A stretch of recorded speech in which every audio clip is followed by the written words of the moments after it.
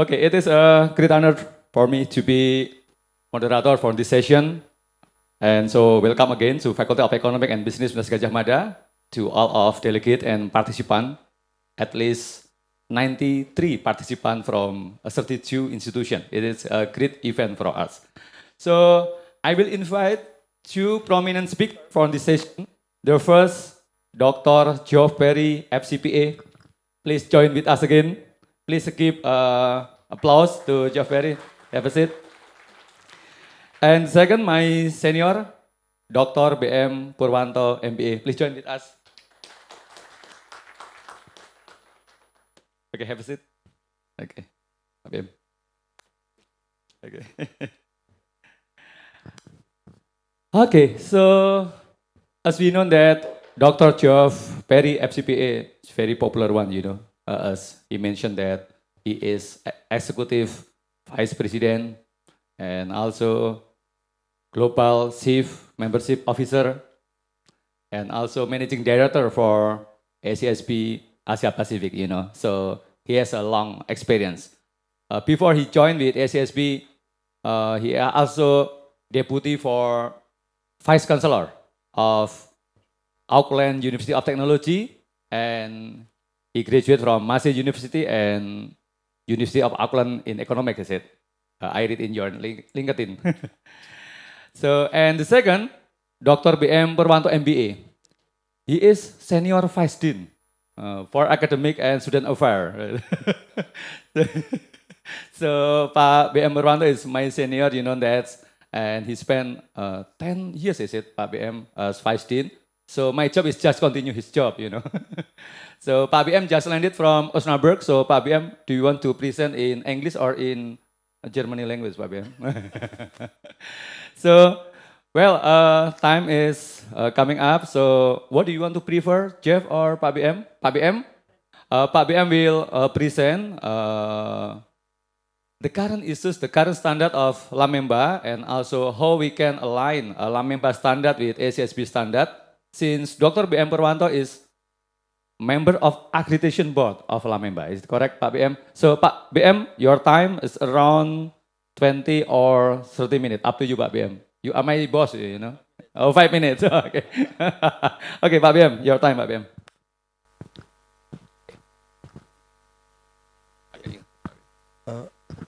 Slide. All right. Good morning, Geoff. It's a very honor to have you here. And Lian Chen, thank you for coming here. I would like to present the basic characteristics and challenges of LAMEMBA assessment and accreditation. This is quite new for us, even for me, even though I very much involved in the process of developing the instruments with my colleagues. And last night, I talked with Professor Tian, from the Board of Accreditation, and Professor Ina from the Board of Executives. And actually, I'm representing both leaders of LAMEMBA. Okay. So this is the characteristic of LAMEMBA assessment and accreditation. Okay. We are moving from a standard developed by PANPITI, and now we try to align our standard with standard adopted by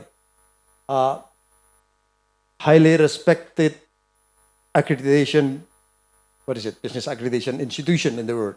So we learn from many accreditation institutions, and mostly from AACSB and also from EQUIS, SAPSB, and many others. Okay, so based on the regulations, our regulations, undang-undang dan peraturan, and also what is practiced in the world, so we designed this one. So we are not inventing the wheel actually.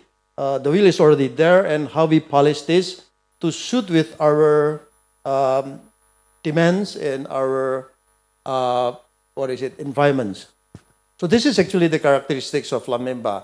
This is discipline-based, means that the instrument is really tailored to business, economics, accounting, managements, and with various types of educational approach like vocational, professional, and academic.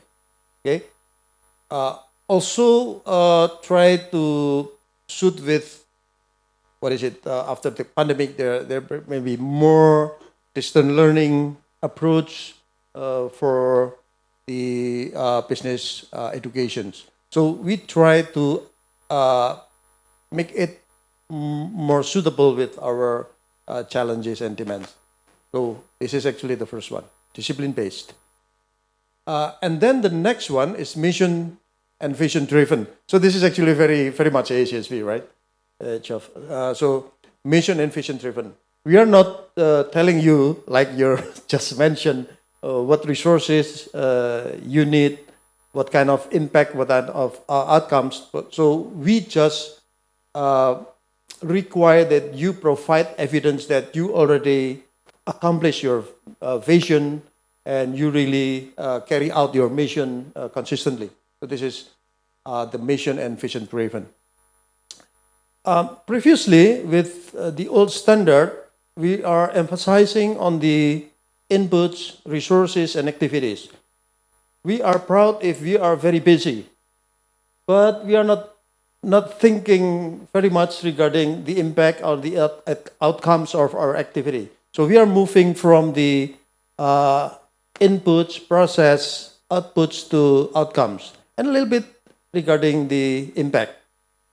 Okay, so our regulation demand us that every study program should provide evidence of its outcomes. So it is outcome-based actually. The assessment requires study program to provide evidence of outcome and contributions of its teaching, learning, research, and community service activities. Not just the activities, but what is the outcome. And also the continuous improvement. Okay. So I'm not going further regarding this one. You are very familiar with these terms. Next, please.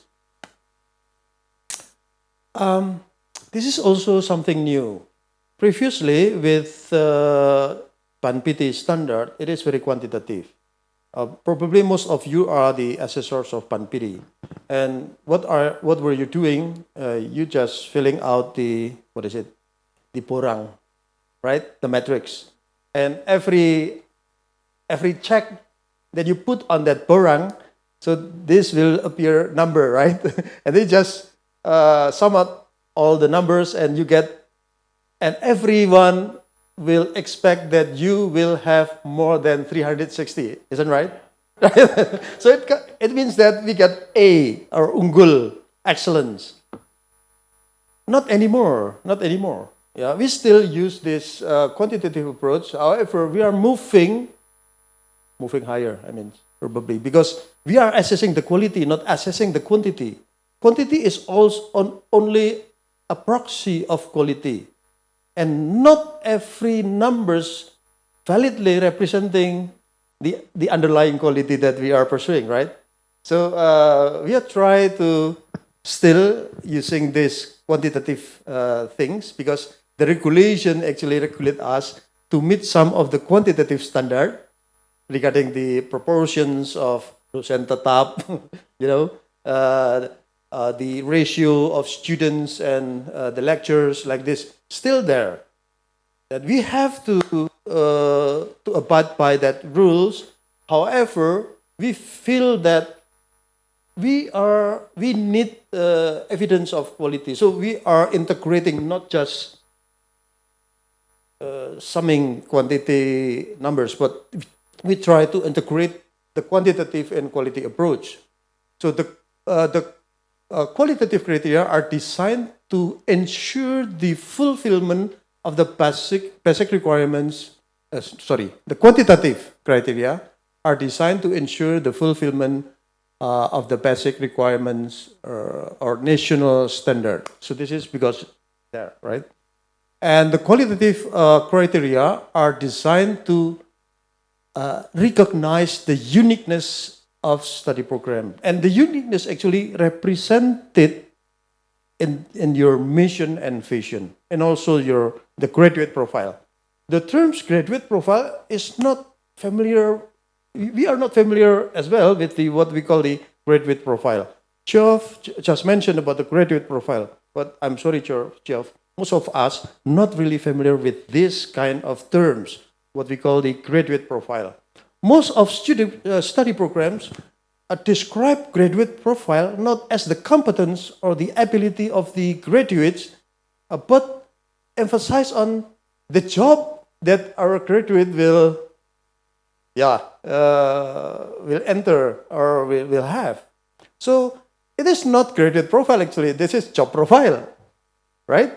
So the graduate profile actually emphasizing on the competence of the graduates, what we are capable of doing, what we are capable of accomplishing.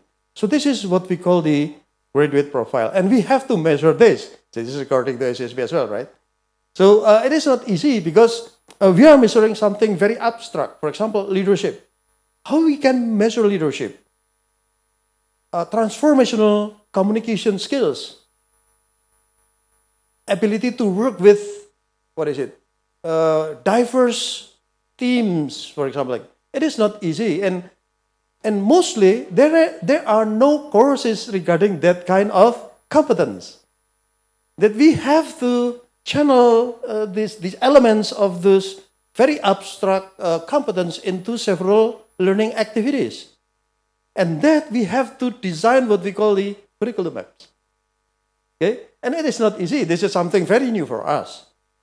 Okay? We are measuring skills usually. This is very technical or very much related to specific disciplines through exam. But not all these competence can be measured through exams. And it is not easy. In our collation, we mentioned about, probably you know about the KKNI, right? But this is very complicated. And you will have, 40 learning outcomes, isn't it? And you are paralyzed by the analysis, right?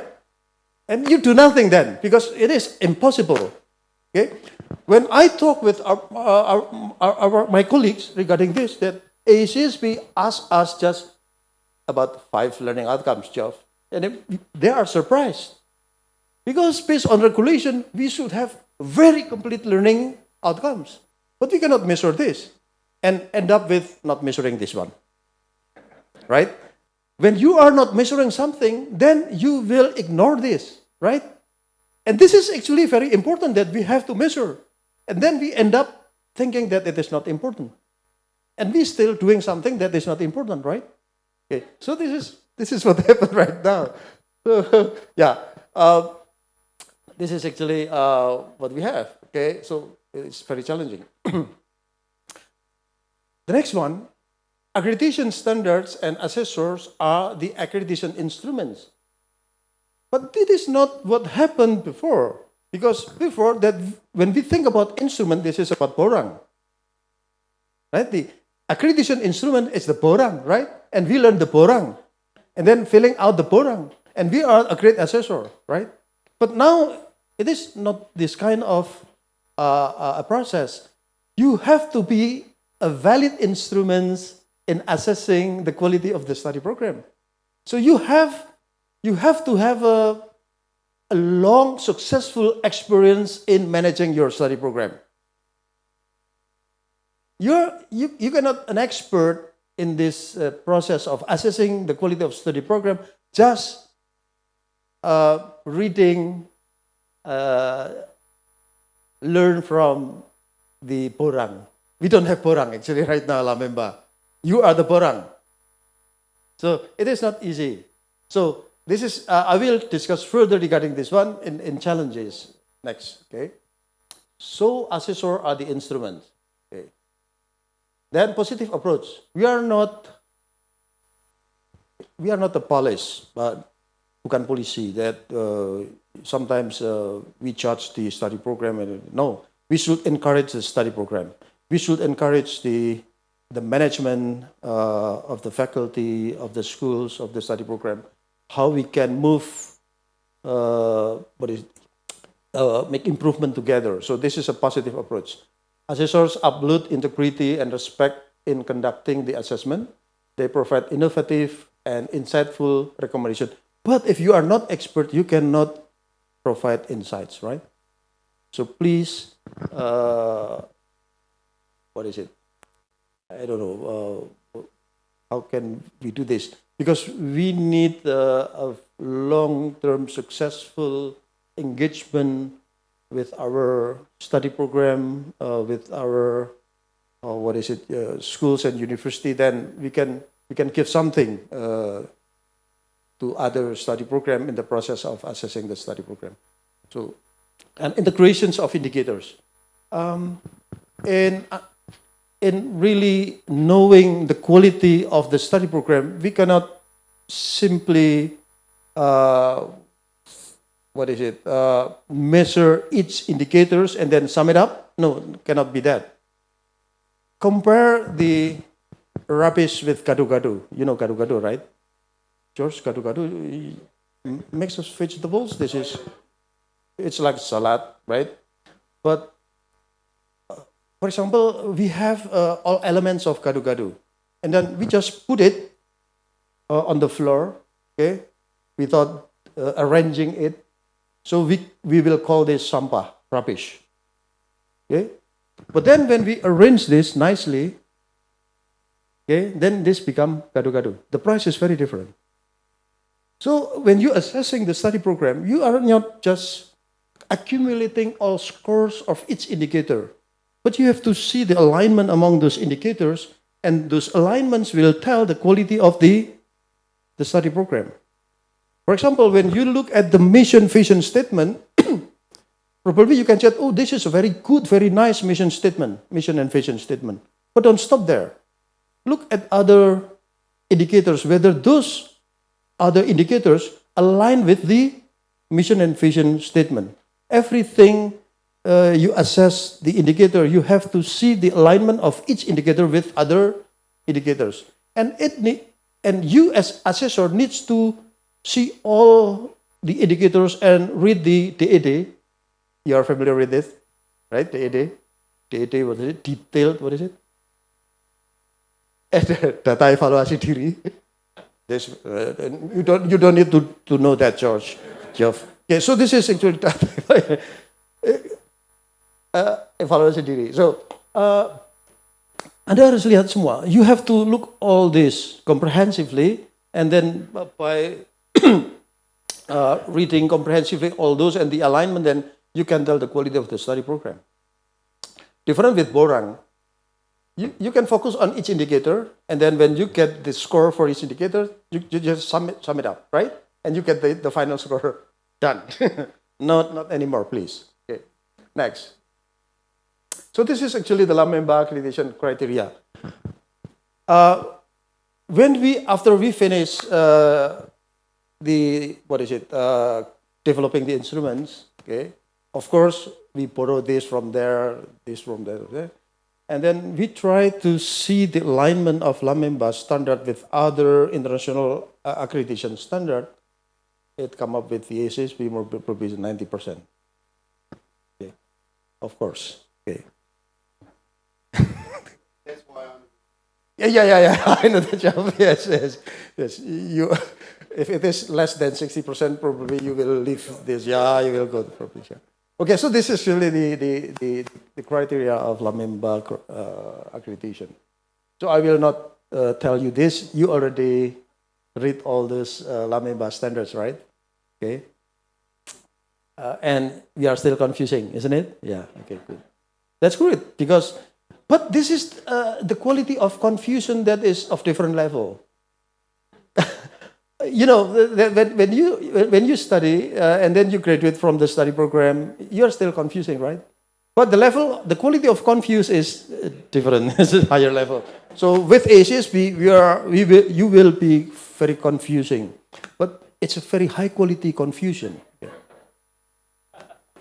isn't it, Geoff? Yes. Thank you. Next, please. Right. These are the challenges that we face right now. Okay. Different approach of accreditation, input, process, output based previously, and we are moving toward outcome based and mission driven accreditation. And this is new for us. Okay. Previously, we put our effort to have a very nice statement of mission and vision and then put it on the wall. And that is nice with the frame, right? The frame, and then we pay attention more on the frame than the accomplishment on the mission and vision job. So this is what that. So we are moving toward that direction. The next one is sufficiency and qualification of assessors.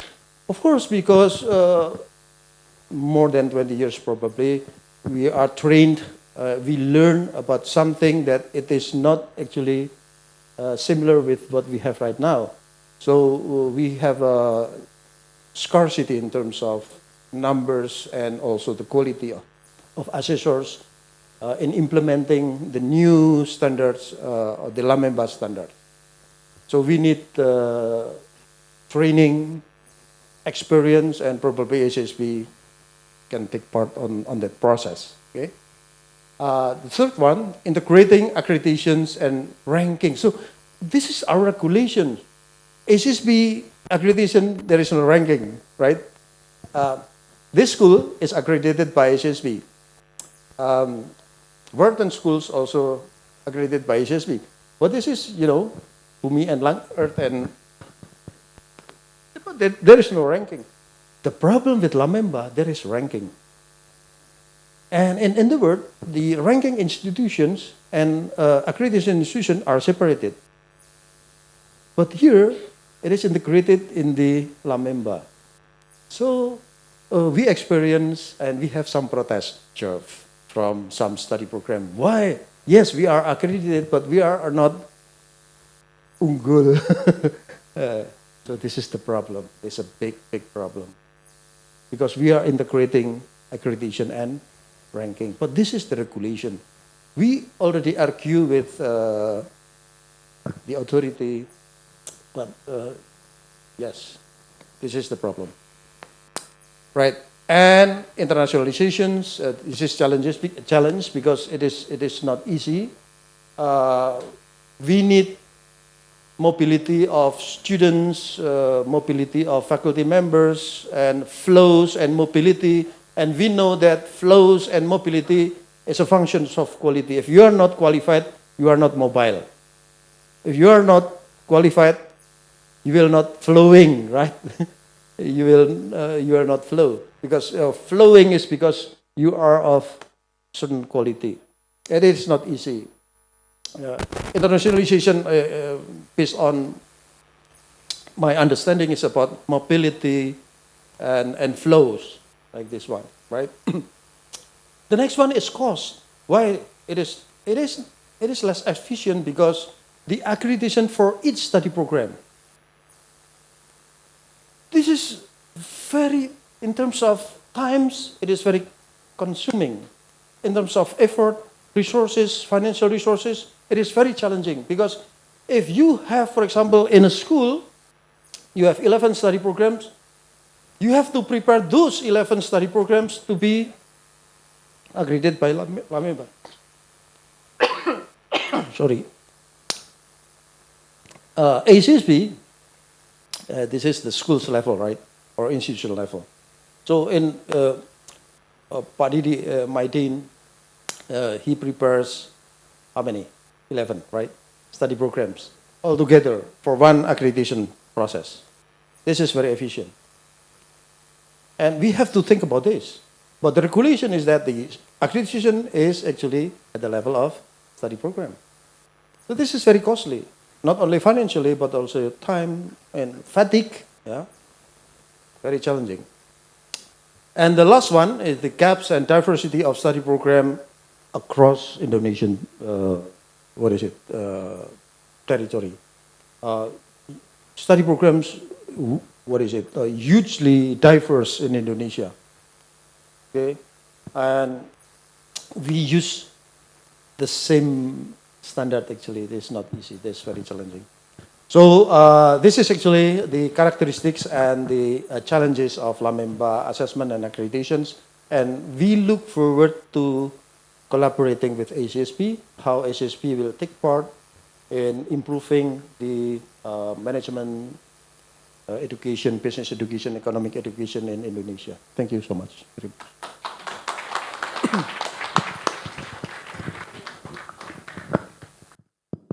Thank you, Pak PM. And if we see ninth standard of LAMEMBA is quite similar with ninth standard of ACSB, is it? So the question is how we can integrate, how we can collaborate, how we can align between LAMEMBA standard and ACSB standard. So your time, Geoff. Okay. Thank you.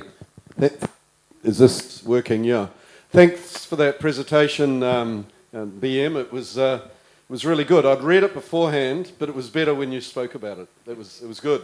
I'm just wanting to talk a little bit about the bigger picture on our standards and then see how we align and then how we don't and then how LAMEMBA and AACSB is looking to work together. So stepping back, we looked at the standards themselves. I want to look at sort of the philosophy and approach to that. Firstly, as we said, that we're trying to create high quality and continuous improvement in schools. So when you're accredited, the unit, which includes the programs, we're looking for quality, but that it's continuously being improved. And you can see those pillars. When we talk about what do we mean by high quality, and the point that Professor Purwanto made, which is so true, it is easy to measure numbers. It's easy, if you look at our standards back in time, you had these tables, lots and lots of tables, lots and lots of numbers, fill in the numbers, tick the box. They're a proxy. They're a proxy for quality. Sometimes they measure quality, but often they're a proxy. So we're trying, you come to a more qualitative approach, and that's where judgment comes in. So when we talk about quality, we're talking about a school that has a strategic mindset. It has an idea of who it is, where it's going, and how it's getting there. It has a collegial environment. That means it's not just the dean sitting in the office writing out the plan and everyone follows. And when we talk about stability, a quality school has stable. We don't mean it doesn't change. Continuous improvement means it should change. We mean it's not going to disappear. It's not going to go bankrupt. So stability means you have confidence that the school and its processes are strong enough that when difficulty comes, which it will, that it can work its way through that. That's what we mean by stability. And so then where does this come from? Well, you see, we have this word good. That becomes a judgment. What's good, right? But you've got processes and systems that work in your school. We don't tell you what they should be. We tell you need to have them, but they must be appropriate to what you do. I'll just make this point about quality, and it links back to something BM was saying. The reason that numbers don't show quality, those inputs, there are many ways to get quality. There's not one. So I'm an economist. You'll probably remember your intermediate microeconomics, and you had something called isoquants. If you don't, it's very sad if you haven't studied economics. Okay, I'm an economist. What an isoquant is, it's a level of output, okay? And to get that level of output, you can have different combinations of inputs, like of capital and labour, that will produce the same output. So that's the philosophy that you're talking about and we're talking about. You've got quality, but there's different ways that you can create that quality. It's not just one way. 2 units of labour and 1 unit of capital gives you this much output or this quality. So the key thing is we don't tell you what structures you must have, what management systems you must have, what organisational structure you must have, what program structure you must have. What we're looking at is the outcomes and their quality, and you tell us what you have in place that helps achieve that. So a consistent spreadsheet is not going to identify those things. Okay, so good processes and systems, leadership. A quality school has good leadership. But that's not just the dean and the leadership team. That's important. But it's everyone. Think if you're an academic teaching a course, you're responsible. You have leadership in that space. Think, you might be a program leader, you might be a department head. So there's a devolved model. Leadership should be devolved, but there also needs to be a structure. There should be an organisational structure appropriate to your school, and if you're in a university, the university supports what you're doing. That's quite important. All right, and the essential elements: quality teaching, and you saw in our standards we talked about teaching impact, right? Going back to what BM's talking about, that's outcome. There's many different ways we can teach. I mean, I was told yesterday, I think in Indonesia, there's a ratio of either 35-1 or 45-1. If you have this many students, you must have a faculty. I'm not quite sure what it is. My questioning of ratios like that, and it's not unique. This happens in many countries and many domestic accrediting systems. It might be 45-1. You might have 45-1 in the class and it might be hopeless teaching. You might have 60-1 and it might be fantastic. That number's a proxy for quality. You might have 15 in a class and it still might be hopeless. Okay, so they're just proxies. Those numbers are just proxies. You go to a North American M.B.A, you'll have classes of 60 or 75. They're engaged, they're interactive, all right, but that's beyond a 45-1. Okay, quality teaching, evidence of learning, outcomes-based evidence of learning. Impactful scholarship, not just counting the outputs, but what difference are they making, as I said earlier, and that there is engagement by the school, we're professional schools with the community. So that's the framework of a quality business school. You can't report on that with just numbers. Look at those, right? It becomes a narrative, a story. This is what we're doing. This is why it's high quality. Here's my evidence. This is how we do it, and this is how we get there. It's harder than numbers, but it's more realistic. Now, I've talked already that what underpins ours is engagement. That's engagement with students, academic students, faculty engagement with students engagement with students, engagement with the external community, both depending on your mission, the academic community. You might have PhD students who are presenting at academic conferences, but also the business community as well, or other communities in society, or the government if you're working on policy. Remember I said innovation means improvement. It doesn't mean new in the world, it means new in your school. That's why these meetings are great. You go, you learn, you take it back to your school. That's where the AACSB conference is. In fact, in the AACSB process, Leanne mentioned you get a mentor. I used to be a mentor before I joined AACSB. I was on peer review teams. I was on the initial accreditation committee. When I was a mentor, you'd go and visit a school. When I was on peer review teams, you'd visit schools. I always got ideas I'd take back to my own school. It was new in my school, not new in the world. In fact, when I was a dean, my leadership team decided they didn't want me going on any more of these visits because I kept coming back with too many ideas to change in the school. And impact. And this is the fundamental question for a school and a program. Are you actually making a difference? If you weren't there, would anyone notice? If your program disappeared, has that created a gap in the world? If it has, then you're making a difference. So in all things, been thinking about the outcome, the difference that you're making. All right. We are mission-driven. AACSB is mission-driven, and LAMEMBA is mission-driven. So if you think about it, think about this diagram. The mission is your identity, your mission, your vision, your values, your strategy, where you're going, what you're trying to achieve, who you are. Because of that, you will employ certain types of academics with certain experience. You will employ certain professional staff with certain experience. And given your mission, you will have certain activities, certain types of programs. And in those programs, I know, there's sort of like bachelors of accounting and bachelors of management and bachelors of economics. But when you get inside them, they vary because it depends on your school. So, and the research you do, the focus of your research, who you connect with, all of that is driven by your mission. The outputs you create, You know, the research outputs, the graduates are outputs. The exec ed program, those are outputs. They come from the mission. But the real question is, with the capabilities your graduates have had, what can they do with them? With your research, who's using it? With your connections with industry, are you helping them?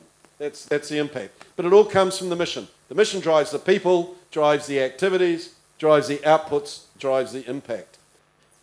Now, we moved in 2020 to what we call a principles-based approach, which is what LAMEMBA is talking about. And the key in here is all of these things. And if you look at our standards, way back, we used to measure inputs and outputs. The key with a principles-based decision-making is you're looking more holistically at the school or the program, if it's a program accreditation. But what's major in here is the outcomes and the impact, all right? That's the major thing in principle-based decisions making.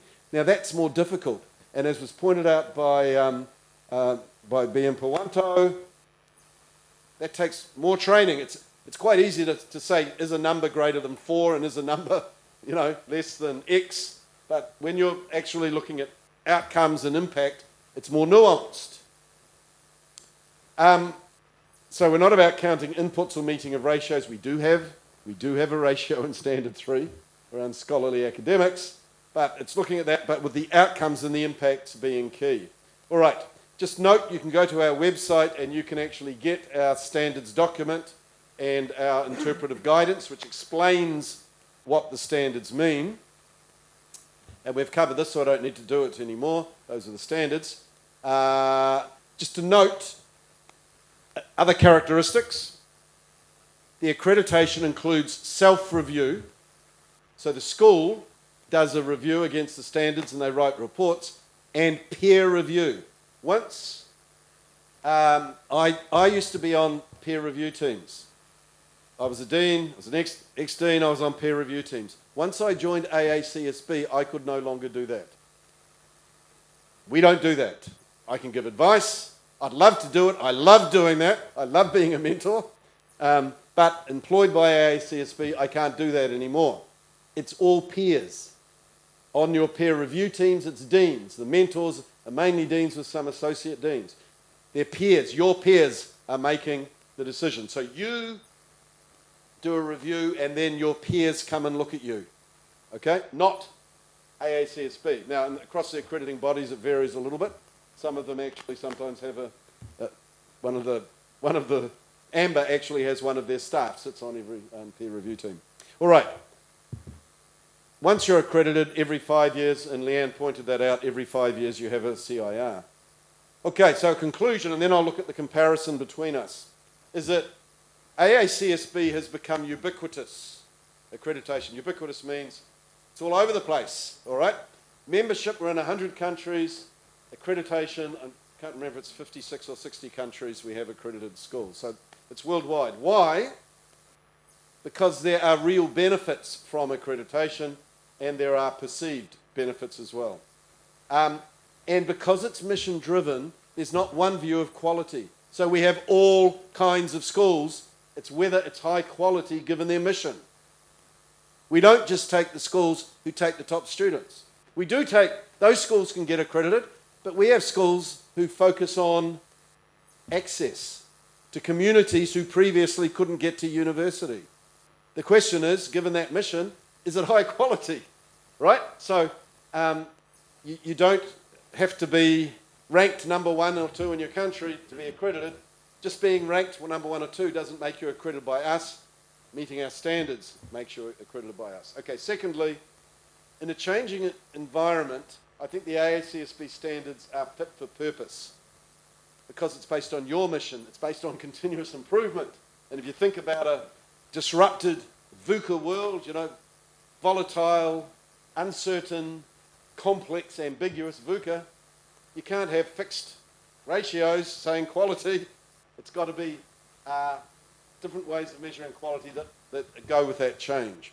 All right. LAMEMBA and AACSB. And we have compared this, so It's okay. If we have a look. So what do we both focus on? We're both focusing on high quality and continuous improvement. We're both mission driven, right? Both of the approaches. They're both standards based. And if you looked at the list of the 9 standards, about 7 of them match. 7 or 8 match 100%. There's a principles outcomes based approach by both organisations. Context matters. I mean, the point, it's challenging. BM was saying the problem is we've got so many different programs, but you've got to take that into account. That's why it's challenging. And the same with us. We're a global organisation. Think of the variety of business schools, not just in Indonesia, but in Southeast Asia, in ASEAN, in Asia Pacific, in the globe. And therefore, if you can't recognise context, i.e. that this is a business school located here, serving this region or whatever its mission is, it might be serving the world base here. I mean, mine was in New Zealand. That provided a particular flavour.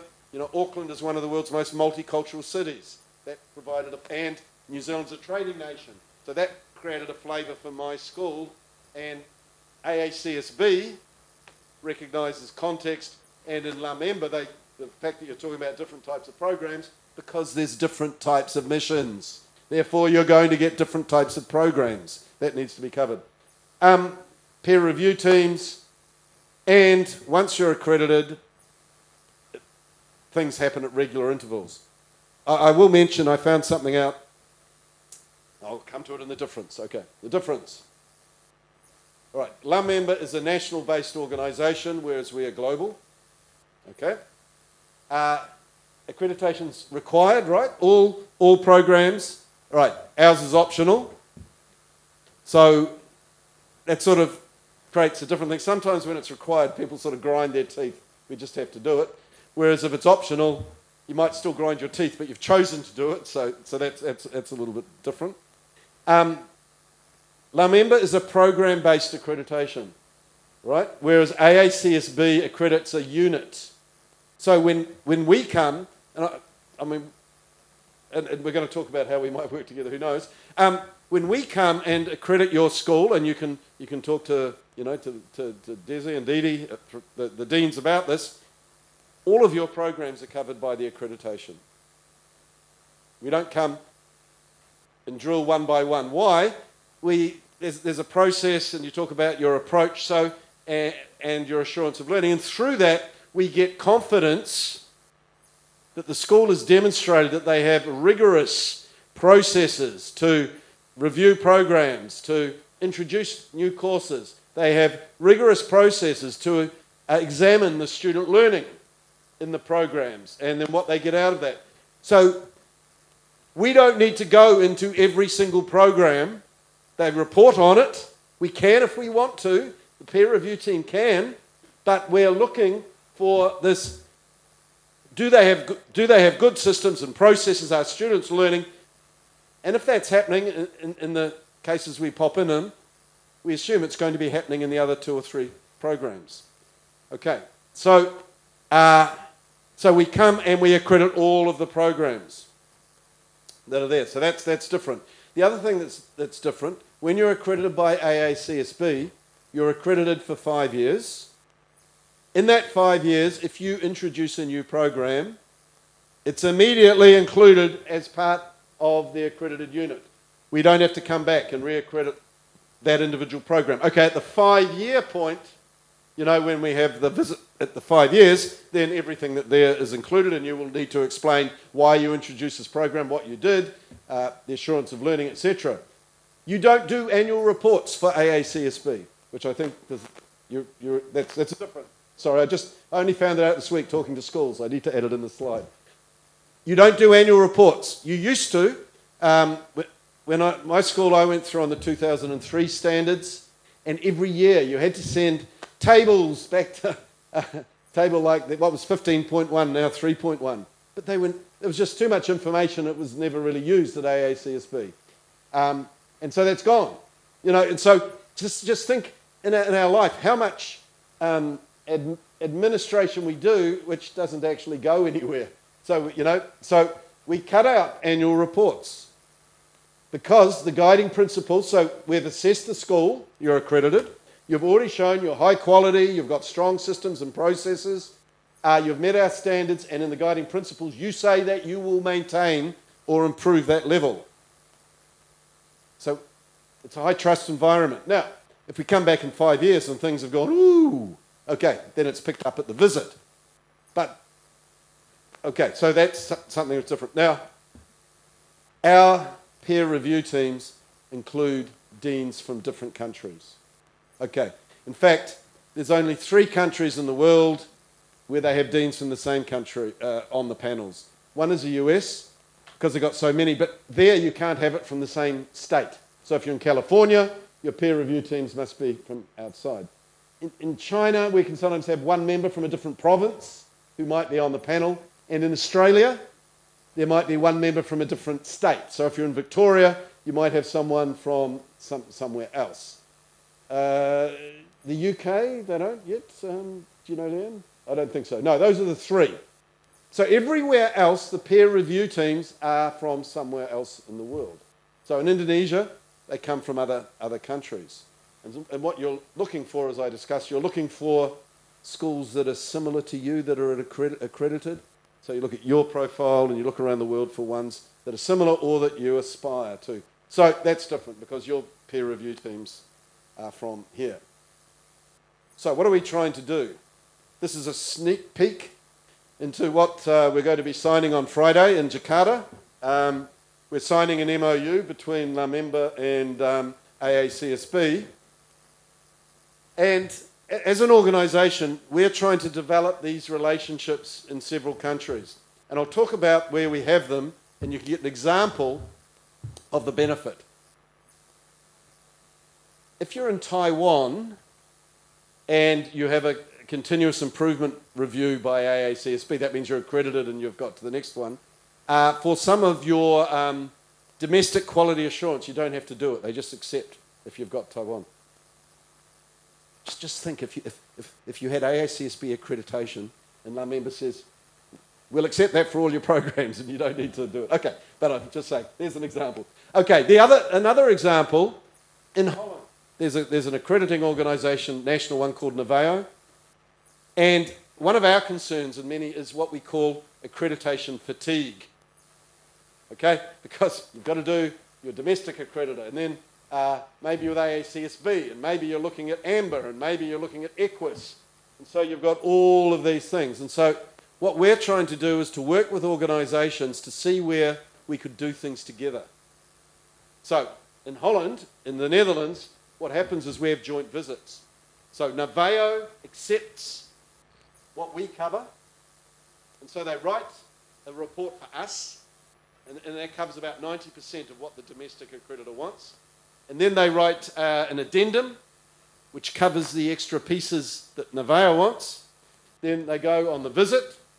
NAVEO accepts what the AACSB, the judgment the AACSB team makes on theirs. They have a couple of sessions outside that where they meet on their bits. And that's it. So you don't have to write 2 complete reports with 2 visits. So that's another model. So there's a number of models. So, okay. Or we could continue. That's how you can work together in some way. So what are we doing? Firstly, we're going to in the MOU, we recognise each other as institutions or organisations of standing in each of our spaces, right? So LAMEMBA has standing in Indonesia, and AACSB has standing in global accreditation. And then we're going to share. You'll see in here there's a lot of sharing. We're going to share approaches about how do you train assessors? How do you keep them up to date? We've got, with our new 2020 standards, one of the major changes made by Dr. Stephanie Bryant, who's the Global Chief Accreditation Officer, was on preparing assessors.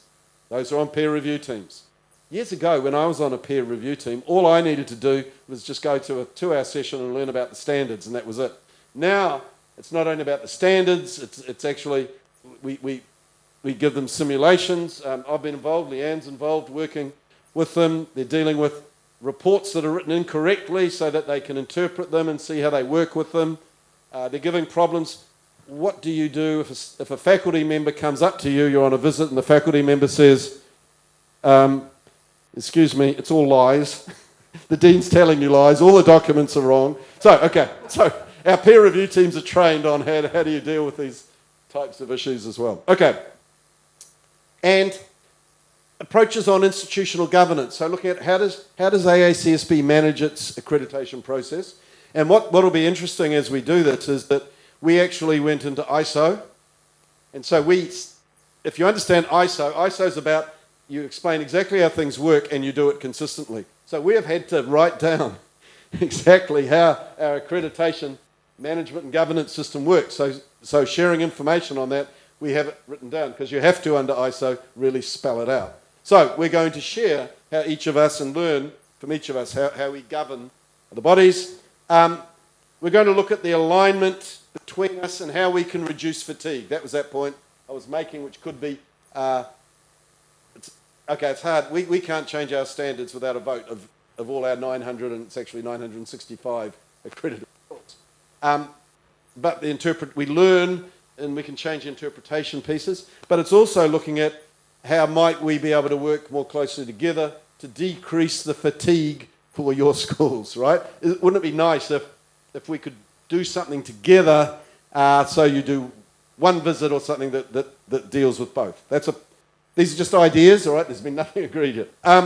We're going to look at the possibility of joint events and we're going to communicate to you as we go along. So that's what we're talking about doing together. I'm really excited by this relationship because we've got an MOU with BAN-PT, but since LAMEMBA has been established, clearly LAMEMBA is the one that makes sense. BAN-PT's institution-wide, LAMEMBA's focused in here. I'm really excited because the type of thinking that B.M. Purwanto outlined in his presentation aligns so closely with the type of thinking that we're doing and the opportunity to work together. Because in the end, what's it all about? It's all about improving the quality of business schools so that the societies in which they're placed, their stakeholders, benefit as a result. Okay. So thank you, Dr. Geoff Perry and also Dr. B.M. Purwanto. So we come to question and answer session, and we have still 15 minutes time, and I give opportunity to participants to keep at least 3 questions. Start from back at back, and then from right, we have 1, and then 2, and then 3. So start from at the back, Mas. Okay, thank you for the opportunity given. My name is Apriani. I'm from Satyawacana Christian University. My first question to Mr. Geoff Perry for AACSB. We are interested in that last slide about variety of AACSB member. From the statistic that you have, because you are from economics background, our question would it's about the size. Does size matter? I mean, how many member of AACSB usually are coming from small college universities, because it links with one of the very important consideration, that is cost. And especially because now we are moving to different accreditation body in Indonesia, which is LAMEMBA. And Pak BM already mentioned that maybe about 90% or more of the indicators required by LAMEMBA actually overlap with AACSB. So we are now at the crossroad, because we already completed the accreditation by LAMEMBA, and should we proceed to AACSB accreditation, which also imply the cost, because that links with that size. Does the size matter? Because also the benefits of accreditation with AACSB, some are intangible, some are tangible. Of course, for a small university, our funding comes from the students. And we would like to invest the cost in accreditation with a future more student intake internationally. But right now, what we are currently facing, high accreditation status, do not closely link with the number of students. So there's some certain large gaps which we would like to ask advice from both of you. Thank you. Okay. Fantastic question. Thank you. Really good question. Okay. Firstly, we have a criteria. It's called an eligibility criteria. By the time you reach accreditation, there's a minimum school size. It's only 16 full-time faculty. That's the minimum. Okay. We have a lot of schools in India on the small end.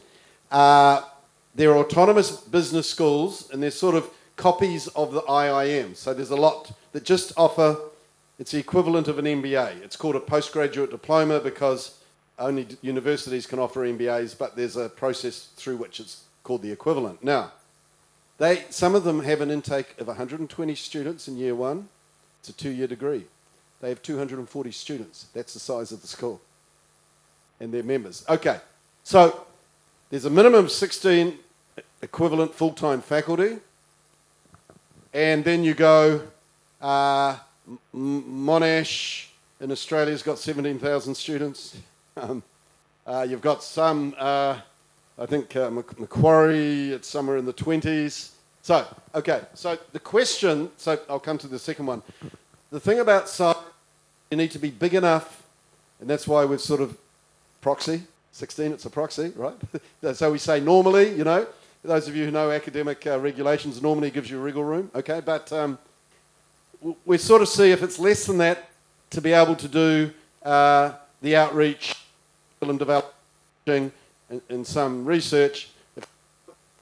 Hard. All right. So you're probably bigger than that. We start there. The question then comes, there is a cost. Actually, the answer to that is it's an investment, but there is a cost-benefit analysis, right? And that's what you're looking at. I think there's a number of things, and we can come and look at it in a number of ways. Firstly, I'll get because we were discussing one part in the car this morning, so I'll get the Dean from Bisnis to explain, okay, they're different, they're big, etc. But what happened in terms of their student body once they became accredited, okay? So if you just want to explain. Yeah. So, I mean, I could explain it, but just briefly, what happened to your student profile once you got accredited? And then I'll give some other. Well, I have been assigned to tell you about this, but on the way to here, we talk about it. So basically, what happened with Bisnis Business School, so we never had problem actually with the intakes, but after we got accreditation, then we can get more like selected students. We can have better students in terms of the motivation, also the what you call that one, the intellectual. So that's maybe for, my response to your questions. Thank you. Yeah. So basically, they had a profile they wanted. Once they were accredited, more students of that profile was coming to them. So they already had big enough numbers. Students in Indonesia don't know what AACSB is, but they have a quality stamp. And they know who that aligns you. Because you can say, here's the stamp. I'm AACSB accredited. That's a global recognition. It's the top global recognition. Around the world, you tell me the name of a top business school, they're AACSB accredited. Look at the group in Indonesia who are AACSB accredited. Your school, plus the other 4. It's a pretty good group, isn't it? So they mightn't know exactly, well, it looks pretty good to me, Gadjah Mada, bonus, but there's a range. And so They mightn't know exactly the details of AACSB, but they know it puts you in a quality set, right? And in your marketing, that's something you can use. If you go to the international market, it starts to become more, it's more important. I mean, okay, where I come from, 30% of my students are international. In Monash, it's 78% of their intake in Melbourne. Top school, it's ranked about 60th in the world in the Times Higher Ed as a university. 78% pre-COVID, I haven't seen the numbers since, were international. Okay. In the international market, there's a lot of agents, right? Recruitment agents that you tend to work through. Sometimes you do it directly yourself. 20,000 business schools in the world. What is something that you can say that separates you from some of them? So in the international market, being able to say that you are AACSB accredited, it doesn't make you unique, but it separates you from all of those business schools which are not. Okay, so there's that quality stamp domestically that you can use in your marketing, which could be to grow numbers, which could be to change, improve the profile, whatever it is you want to do. It helps internationally. But I think the other part and it was a discussion I was having with one of the schools I met yesterday, and we were discussing it in the car on the way here as well, is what I call the indirect effect. The framework, the process makes your school better. Because it's basically, given your mission, what you're doing is you're improving all those things that make you better at your teaching, at your research, at your connection, at how you work with students. So the indirect effect is your reputation starts to grow because you are better at what you do than you were before. There are costs, and that's true. And so every school needs to make a decision whether the benefits they get from that are worth it. I know it's the same in Indonesia.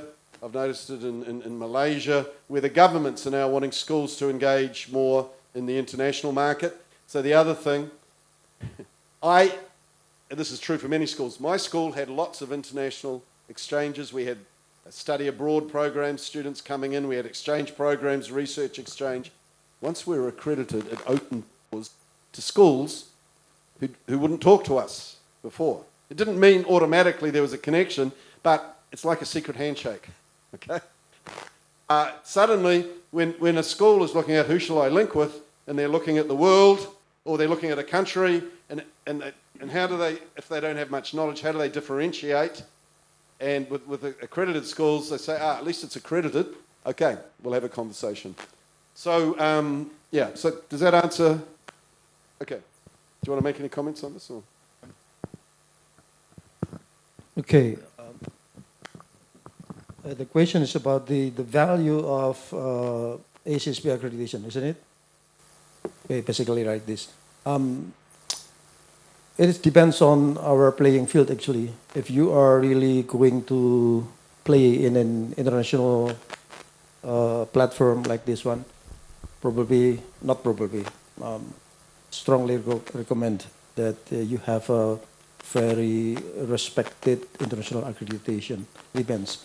But if you are targeting the domestic local market very much, so you should think about this again, I think. Okay? But for example, my school, Pak Didi probably can say something. Is it okay? Okay. That's okay. Okay. So please, Dean. So saya sekarang minta Pak Dekan, kali-kali merintah Pak Dekan. Okay. Please, Dean, can you tell the audience the value of being accredited by AACSB for FEP UGM? It depends on the playing field, actually. Okay, thank you, Pak. Yeah, that's actually my part of presentation. Yeah, I will show you after this. Yeah. Stop that. Right. Yeah. Yeah. Okay, Pak Didi. So you have to wait for the answer next session. Actually, that's the way we make sure you come back after lunch. Yeah. So it's but I am interested in I agree, the international matters. If we look at Japan,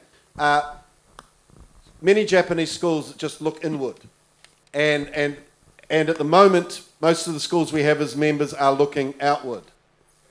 But when I look at, it varies from country to country. When I look at Indonesia, when you look at the schools who are accredited, they're not just looking outward, they're also strong players in the domestic market. And so I would debate... Okay, George. What I would say is that being able to say I'm in that group is useful in the domestic market. But it is definitely if you're going out. It does make sense, yeah. Yeah. Yeah, actually we cannot escape from being globalized, right? So when you are sit in the domestic market, you're still exposed to global competition anyway. Yeah. And and when I looked at the presentation from Professor Nizam earlier, on one of his slides, international universities encouraged in Indonesia. Yeah. One of the points he was making. Yeah. Okay, thank you, Pak BM, and also Geoff.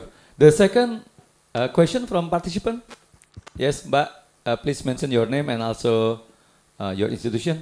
Okay, thank you. My name is Ida. I'm from Universitas Brawijaya. My question going to Dr. Geoff. Kiaura. Okay, it's very interesting when you mention about assurance of learnings that we need to provide the learning competency for our student.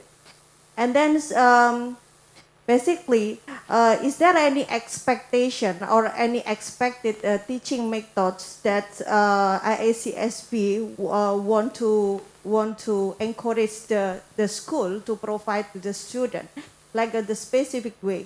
Usually, like we used to have in the particular of the class, we combine between the traditional lecture and then we combine with the like a guest lecture from the expert. But maybe, for example, like 3 or maximum like 3 meetings. So is there any specific like innovation regarding these teaching methods? And the second thing is quite interesting. That's the member. There is a possible collaboration between the AACSB members. So when we want to get the more international relationships, so how the AACSB gonna help us to make the collaboration? Thank you. Okay, 2 wonderful questions. Thank you. The first one, I'll ask generally and then answer it and then I'll come back to it. No. Because if we go back to this idea that we're interested in quality outcomes, quality learning, we're not going to tell you how to do that. And there are different ways to do that. So there is one thing in the standards, though, that it does talk about, is somewhere in your programs, because there should be some experiential learning, but we don't tell you how to do that. So we have a huge variety of learning approaches. We have some which, there's some lecturing into big lecture halls. I used to have 600 students sitting in a lecture hall, and then we put them into workshops afterwards. Small group teaching, big group teaching, hybrid, online, case-based, problem-based, all sorts of things. We don't tell you how to teach. We say that your students should be learning and you need to show that your teaching should be effective, but that you can explain how you do that. So, and then if you have a teaching approach, then the questions we ask is, are your academics trained in that? Do you have the physical infrastructure for that? For instance, if you say you do a lot of group work, then you would probably expect rooms that look a bit more like this, right? So they can do it. So the answer is no, we don't actually tell you how you need to teach, okay? Which, and also it changes. Sorry, what was the second question? What was it? It was around? Yeah, collaboration. Okay. Yeah, I had that. We also we get a question a number of times. We say we're a convener and connector, but we don't provide a one-on-one service ourselves. So if you say to me, okay, I want to connect with these 5 schools in China, we don't have someone who will connect you. How do we help? one, or it might be say your liaison is Leanne, and you're working in a particular space, and she might say, "Oh, I happen to know this school," but she won't put you in touch, but she would, she would give you the link, okay, to contact them. But how do we help? One is we have the exchange. You can search through and you could say, look, I'm interested in this, or I'm interested in making contact. If we're at a conference, it's a bit different. If you're talking with me and you say, oh, I'm wanting to meet someone from University Gadjah Mada, and I'd say, oh, look, here, next to me, I've got the dean. Hello, welcome. But we don't provide a sort of because if you think about it, we've got 1,774 members. If all of them wanted us to connect them with 5 schools, 5 times 1,700, 5, 8, 35, that's 8,000 connections that we need to make. We just don't have the human capacity to do that. One thing that we are looking at, and we're not there, we're thinking, how can we use technology better? Could we come up with a product that might allow schools to match more effectively and make contacts? That's something that we are looking at. We're also looking at that in terms of business and schools. But in terms of us being a matchmaker between, we don't do this. We provide an opportunity for you to make those connections through the exchange at conferences. Or quite often if someone says, I'm in this area, I'll say, well, what about this school? Or I'll say to Leanne, do you know someone? And I'll say, oh, this school. But then it's up to you to contact them. Okay? Thank you, Geoff. So I have to use my authority to Pak Risto. So please keep your question and we can discuss your question for the next session or during our lunch and also our dinner. So thanks a lot, Dr. B.M. Purwanto and Dr. Geoff Perry. Please give them applause. So smart people saying that if you want go fast, go alone. If you want go far, go together. So we can go together for lunch, Geoff and also Pak BM. So thank you so much for your attention and see you in the next session. Thank you.